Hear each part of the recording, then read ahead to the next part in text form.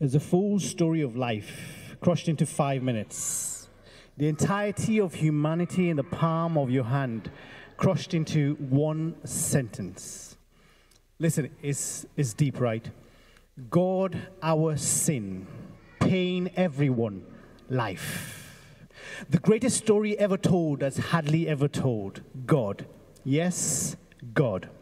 The giver and maker of life, and by life I mean any and all matter and substance, seen and unseen, what can and can't be touched, thoughts, image, emotions, love, atoms and oceans, God. All of it his handiwork, one of which his masterpiece, made so uniquely that angels look curiously. The one thing in creation that was made with his imagery. A concept so cold is the reason I stay bold. How God breathed into man and he became a living soul. Formed with the intent of being infinitely, intimately fond, creator and creation held in eternal bond. And it was placed in perfect paradise until something went wrong. The species got deceived and started lusting for his job. An odd list of complaints as if the system's not working, and used the same breath he graciously gave us to curse him. And that sin seed spread through our soul's genome, and by nature of your nature, your species, you participated in the mutiny. Our sin is nature inherited. Black in the human heart, it was over before it started. Deceived from day one and led away by our own lust. There isn't a religion in the world that doesn't believe that something's wrong with us. The question is, what is it and how do we fix it? Are we internally separated from a God that may or may not have ever existed?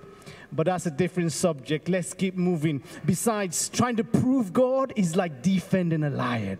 It doesn't need your help. Just unlock the cage. Let's move on how our debt can be paid.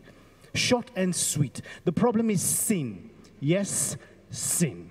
It's a cancer, an asthma, choking out our life form, forcing separation from a perfect and holy God. And the only way to get back is to get back to perfection, but silly us.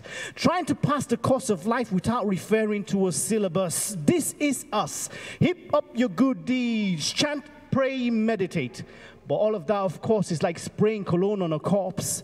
You could choose to ignore it as if something doesn't stink. It's like stepping in dog poo and refusing to wipe your shoe.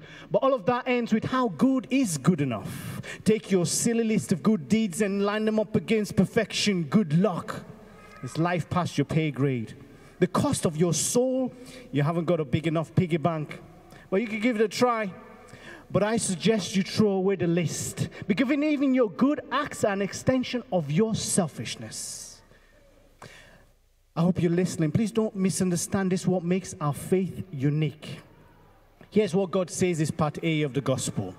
You can't fix yourself. Stop trying. It's impossible. Sin brings death. Give God his breath back. You owe him.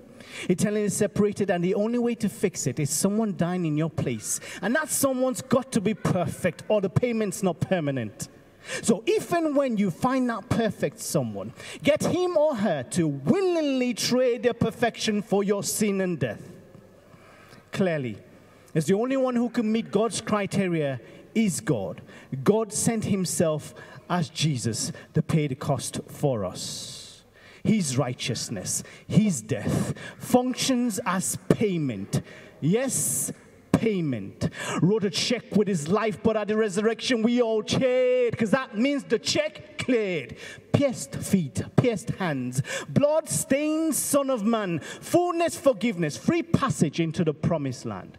That same breath that God breathed into us, God gave up to redeem us, so that anyone and everyone, and by everyone I mean everyone, who puts their faith and trust in him can stand in full assurance of God's forgiveness. And here's what the promise is: that you are guaranteed full access to return to perfect unity simply by believing in Christ alone. You are receiving life. Yes, life. This is the gospel. God, our sin, pain, everyone, life.